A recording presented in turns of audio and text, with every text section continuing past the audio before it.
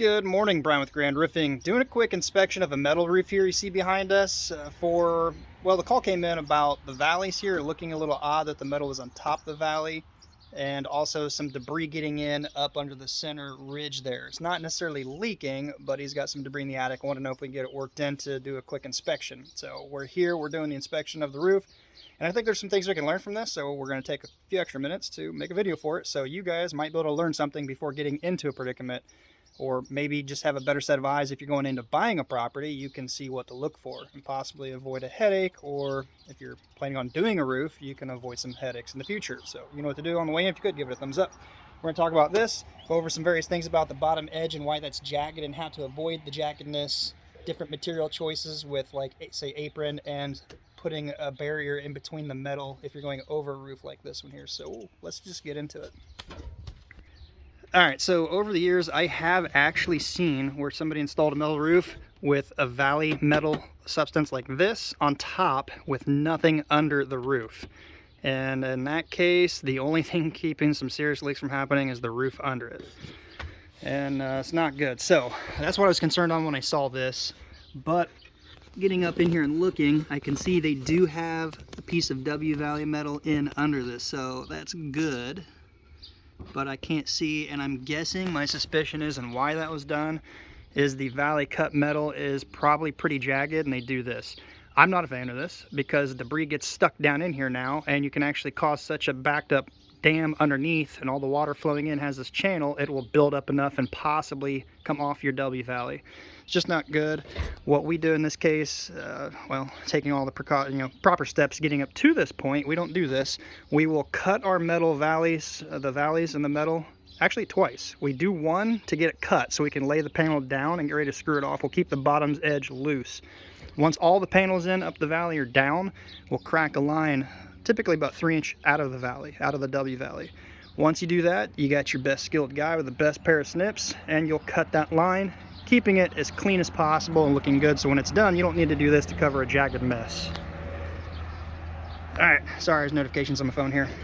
Let's back up a little bit before you even get down to putting the panels down. If you have one layer, at least here in Indiana, you can go over. I don't ever recommend a roof over with shingles. Steel, it's okay. My reason for the shingles is because they degrade and break down with temperature and ventilation, things like that. Metal, not so much, so we will go over. But the precautions we take if we're not stripping a roof off, back out here, is we will put what we call a single bubble over this. It's a smooth, almost like shipping wrap bubble wrap. What that does is it smooths the surface and gives you a good starting point for your panel to come down. It also adds a very minimal amount of R value, but more importantly, dampening of the noise of things hitting the roof or whatever. But the biggest issue with going over like they've got right here with just putting the metal right on top, most of your metal panels are going to be steel. They have iron in them. And the only thing keeping the iron from oxidizing and rusting is the paint coating on here, the different layers of primers and paints. Well, same on the bottom side, they've got to protect that too. Over time, if you've got that metal panel just rubbing on granules like sandpaper, they're going to scratch and wear out over time the paint on the bottom.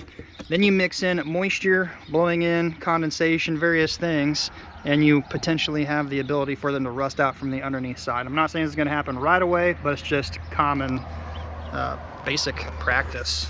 Things oxidize. You get moisture on them, you scrape away that coating, it's going to oxidize. If it's iron, it's going to rust. If it's aluminum things, they're going to oxidize. Copper, turn green, things like that.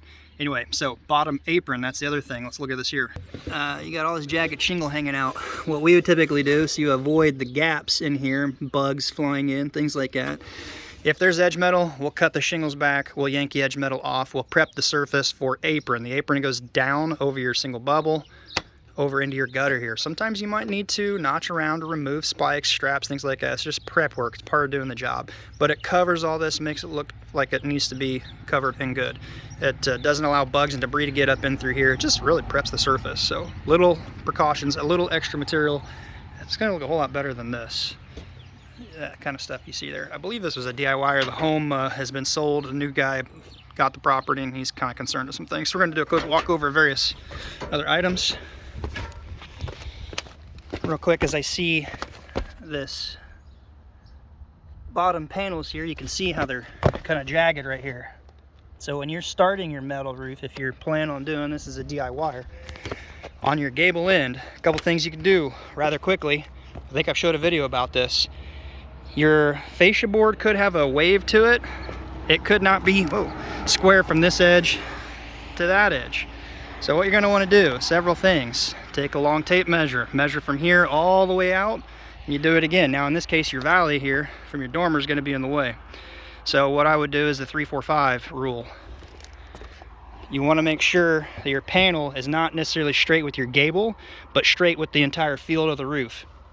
Also keeping in mind where the rib comes in relation to how far it is from the gable. Because I'm not a fan of this. I don't even know what you call this. It's just a bent over piece of metal, like a hem locking in, but there's technically nothing in this to actually keep water from running back under the other side. And it doesn't have to work far before it gets to the shaft, the threaded side of these bolts or these screws, rusting those out over time. Then what they've got is some sort of J-channel covering the old edge of the edge metal. So a gable edge or a rake, whatever you want to refer to it as, a piece of metal that just covers all that.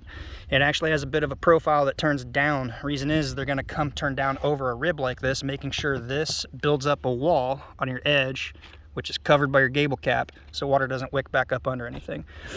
So your 3-4-5 rule, what you're going to do is measure over and you just multiply the numbers if you need to go bigger. So whether it was 3, 4, 5 inches, like 3 inches, 4 inches, and 5 across, it's going to get you a square. Or 3 foot, 4 foot, 5 inches up across diagonal, you can just multiply those numbers. And what that will do is it'll get you a straight line, a squared line right here. The other thing you can do, what I started doing, is when you get your first panel set, tack a screw up near the center where it's going to be covered eventually when the job's done. You're going to throw your second panel on. From panel to panel, that rib is going to lock. And it's going to do one of two things. It's going to lock crooked, giving you a jagged edge up here at the bottom. If you adjust them so they're still locked in together, but the bottom edge is smooth, that's essentially getting you the 3-4-5. It's going to make sure your panel is straight in relation to the next. And then you're going to make sure it's slid over correctly to your gable edge. And then you run it out. But the other thing you want to do is measure from gable to gable, end to end. That way if you need to adjust it just ever so slightly, you can't manipulate metal much, but you can make sure it's going to be straight for that other side. Also on that same note, you want to do that before you start your first panel, because your gables are going to be about 6 inches typically over here. Some places you can get them custom made to certain sizes. That allows this rib to either be at the edge or shoved over about 4 inches. What that can do is make sure those ribs, as they get down there, are not going to break right where your gable metal comes down. Just do the math, it's not too hard to figure out. There's some other things I want to show here. A couple of them are a little kind of crazy. The other thing, I don't know if the camera can show it, but the metal, try to block the light here, it does not go far enough under. It's only about a 1/2 inch. I can't see them. There you go. Can you see it now? It doesn't go near far enough up. So when you get your metal panel pieces ordered, you're going to take your measurement from how far you want to hang down and up far enough to be sufficiently far under your gable cap or your ridge cap. You also want to make sure if you're going to open it to vent, you give room for it to vent out. But you want to make sure these are cut the right length so you don't have them barely lapping here, because you don't want wind-driven rain to blow up under there and debris. You also want to make sure you use your right enclosures. If you're not venting it, you can use a top seal foam enclosure. They're profiled to fit these. They just stick down on top before you put this on. If you're going to vent it, you use kind of like a uniseal, which is a porous material that rolls out and sticks across it. And when this comes down, it squishes it, but it's porous so the heat can kind of come through but blocks the debris, the bugs, things like that. On the bottom edge, I thought, well, maybe they did a better job of keeping this one straight, but after looking at it further, it's actually been cut. You can see they just trimmed it. So I imagine it was extremely jagged. If you need to trim your panels to length, don't trim your bottoms, trim your top sides where it's going to be covered under the ridge cap, and making sure their factory edge is going to be a good touch. Let's see, there's a couple things right up over here I want to show. Oh, let's look at this here real quick. This is, I'll try to block the sun there a little better. This is unique. I can't visually see how far up the W valley goes under this. I hope it goes up under far enough. Also, you want to make sure your screws are nowhere near where water's going to come under the two panels and get into the little screw head here, the threads on the underneath side below the neoprene washer. So that washer seals the top side, but anything coming under it is right on the threads. So not good, neither of these. Okay, I can see the W-valley under, I just don't know how far up it goes. But you want to do a better job, craftsmanship, where you bend your metal and terminate it and everything. This right here stuck out, caught my eye. I really have no idea what's going on with this. So here's a panel, lap it this way. You can see the additional rolled out material. Typically that's the side that gets hidden right here. That would be down under this panel because the opposing side just goes straight down. This is the additional piece of roll form material that they have nothing to do with it. You know, it could be just minute amount off when it's formed, but that's the side that gets hidden by the next panel. Why they transitioned this the way they did, I really have no idea. They simply put a slit and then flipped the two. I don't know what their thought is, but I'm really concerned with what's going on right here. All of the top panels, they're pretty short, and the foam enclosure, I don't know if you're gonna be able to see it, too much of a shadow. It's not good. It doesn't go up far enough. It comes up to about here, and the foam enclosures are not, in my opinion, the right stuff. It's not the right material because it doesn't make a good form fit. I did block the sun maybe, I don't know if it'll focus. It's really hard to get it with the way the lighting is, but there's gaps because it comes up, it doesn't form this rib very well, and you're getting stuff blowing up under there. You mix that with the panels being too short, and it's a recipe for not good. Not a whole lot to really talk about over here. One little minor thing, when you're doing your layout and you're planning, we would also keep in mind the direction of lap, just for the cosmetic, no different than if you're going to be doing siding. You're going to see one side more than the other, the way this lap is. So, sorry, I wasn't even filming my hand there. That's just, it's a minute detail, also with the way the wind blows, but not a big deal. And the screws, if you're going to go on the rib versus on a side, if you're going to go on a side down here like this, we've switched, we actually go on the top. But if you do go down here, it's a good practice to just do it again on the side you're not going to see, predominantly from if you have like a back patio.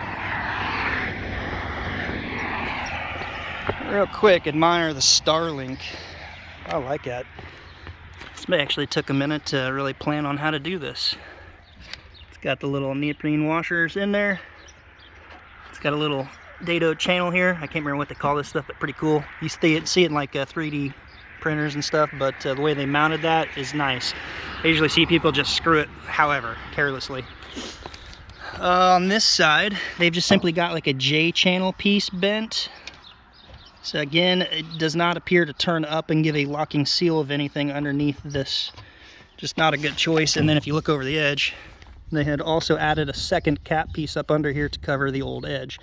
Again, if you just order the right material, which is Gable, to cover all that, you're good, you're golden.